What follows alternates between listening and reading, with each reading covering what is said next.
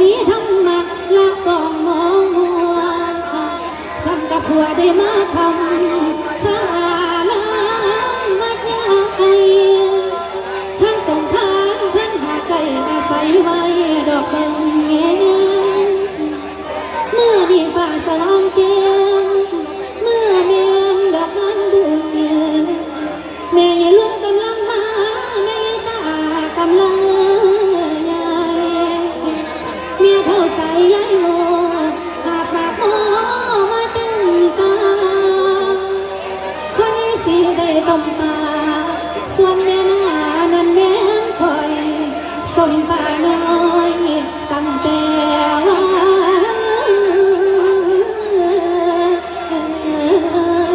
พี่น้องขอขมาบรรทาเจ้าก่อนและแม่ผู้มาฟังผมขอใครได้น้ำพอทยกสำลันเด้อพี่น้องนี่กันคือยายหนาลูกพ่อตาบาดองแต่งการแต่งงานมาได้7-8 ปีแล้วพี่น้องเอ้ยบ่มีลูกมีเต่าน้ำกันจักเถื่อซูเมอร์สเวนกระเดแต่เลี้ยงหลานเป็นเบาหลายผู้หลายคนแล้วเขาเอ้ยมาสิมีอะไรจังไหนล่ะเขาเจ้าเฮ็ดน้ำเขามาเป็นจักเถียแต่ละมือแต่ละเป็นย่างเขาต้องมาสิเอาหยังมานี่ล่ะลูกเขาเอ้ยธรรมดาแล้วเนี่ยผู้เฒ่าเอากันมันกับบอมมีความคึกความคักกันละแต่ว่ามือนี่เป็นมือบุญใหญ่เจ้ากับหลานผ้ากับแดงกับเขากับน้ำได้ไหนมาจังหันละเขาเอ้ยโอ้ยคอยได้ส่งปลาหน่อยตั้งเมื่อวานนี่ล่ะเขาที่เขากินนั่นน่ะคอยว่ามันแสบคอยก็เลยแพงมาวัดสะดอกมาแต่ลูกหลานผ้ากันนี่ยังไงแต่ยังมาวัดละลูกโอ้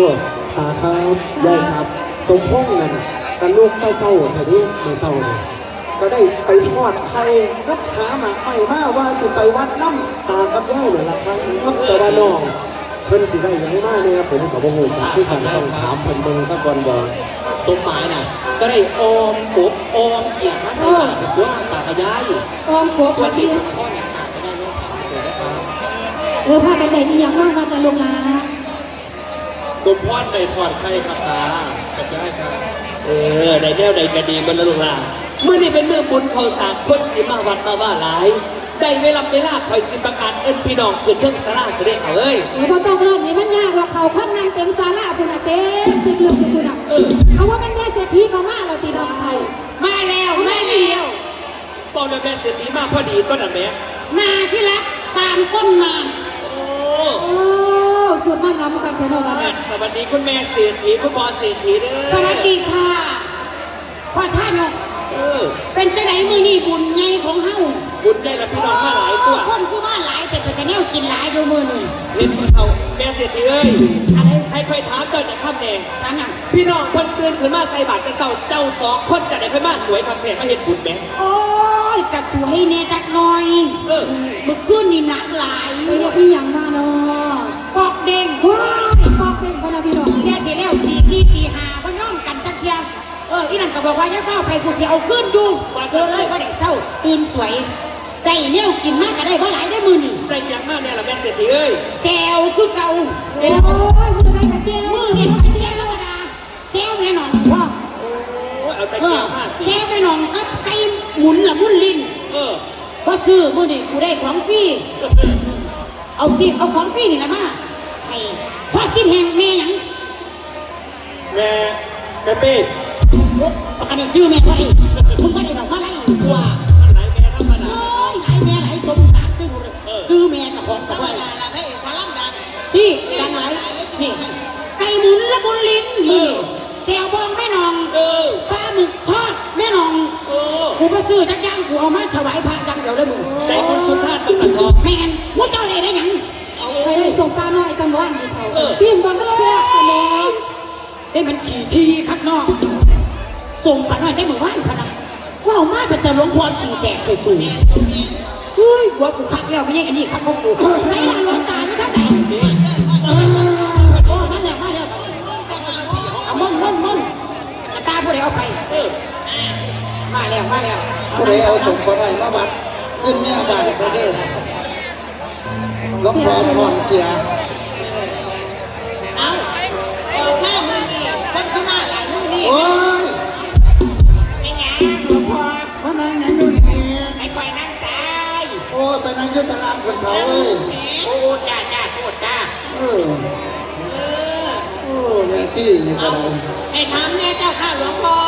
ว่า มือแน่มือนี่มันมือบุญอีหยังเจ้าค่ะ มันบุญนี่หยังกับเจ้าขึ้นจังตัวมาขังมาแน่ โอ้ยถ้ามามาบัดก็ยากแค่คนเนาะ ว่ามันสิไปล่ำมันบวงสรวงอีเมียฮันนี่มือนี่เป็นมือบุญในบุญขอสาก โอ้บุญข้าวสาก เออ เอาเนี่ยพระสิว่าแถวร้อนบติสมัครสันได้ โอ้ยที่แค่ร้องน้ำหนังเลยเออ บุญข้าวสากแหมสิว่าแข็งจังหยังหนิจี สากเนี่ย เอาสากตำพวกที่พ่อแม่นบ่เจ้าค่ะ โอ้ยบุญขอสากบุญกระยาสากบุญเกียรติขอหาผีบุญทั้งบุญในผีว่ามันบุญสากกับโพบุญขอสากกันนะไปแต่โคกหัวเจ้าคุณน่ะ เอาแค่สันดอกก็ใส่กับพระกันเทียนพระเขาสะกอนเนาะสิได้ถวายท่านพร้อมกันเอ เป็น อ ประแดกบองก็ขี่นี่ที่ไหน กระแดงบองของแท้อยุ่เจ้าค่ะอันนี้กะแนวกินเลี้ยงจังหวัดหรือนาเนี่ยเขาใช่ไหมเอามาพร้อมหน้าพร้อมตาแล้วอ่ะเตรียมตัวพร้อมกันถวายพระเด้อ เอาบาอาพนมมือคืนอามายังพันเต พยังพันปี จำพวกหอยทะเลซื้อมาเป็นถุงเป็นถุง จำพวกหอยทะเลซื้อมาเป็นถุงเป็นถุง เครื่องปรุงอย่าได้ขาด เครื่องปรุงอย่าได้ขาด ถุงละ12 บาทคือน้ำจิ้มบะหอยแครง ถุงละ12 บาทคือน้ำจิ้มมาหอยแครง มากินกับเหล้าแดงยาจามา มากินกับเหล้าแดงยาจามา เมื่อพระสันแล้ว เมื่อรักสันแล้ว กระบอกเลขเด้อเจ้าค่ะ เลขเด้อ โอ้ 56 นะ 56ขนาดหลวงพ่อ ไม่ได้หาหกอยู่นี่เจ็ดตัว เจ็ด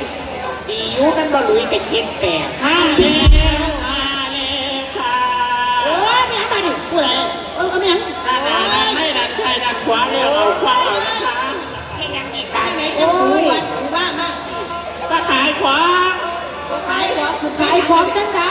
ฉันเอามาเห็ดบุญเห็ดท่านในวัดแหม เอาคำมาขายบางคนหลายๆก็จะไปขายพีประชาหมาตัวไหนติดชื่อนั่นนี่ ว้าย อันซื้อซอยได้เอา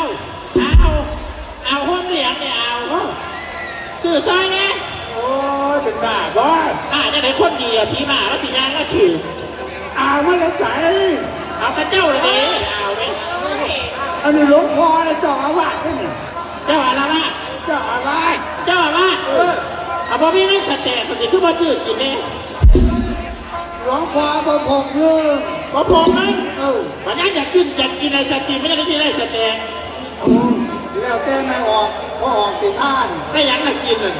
แก้วประแดง เจ้าไปเด็กจะกินร้านนี้เลยอันไม่ยังซื้อของใส่บาทนะ โอ้ย ใส่บาทจังไหนเขาจะว่าเข่งทางแต่ว่าพระจิตในพ่อเหรอแม่น่ะเนาะเขาจัดมาขายแบบถวายเจ้าขนาดเอาถวายเถอะ โอ้ย ไม่งั้ บั น ก นี่ พวงบักพวงพวงบักพวงไม่อันนี้ช่วงอ่ะ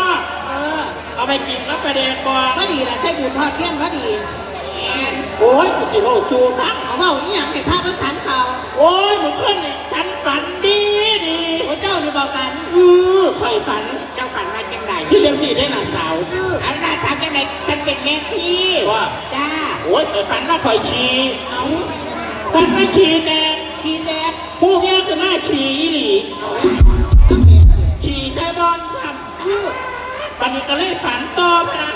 ฝันสอนฝันตัวว้ายฝันว่าไปเรียนน้ำมันจะฝันกันก้าวน้ำเช้าน้ำไปสิผู้เมียคือหน้าชีซาเต็มที่นอนเลยพอเอาผู้แผงสิยุ่งที่จะเรียนน้ำว่าอันนี้ต้วยคือหน้านี่หอดเสียงขอบคุณ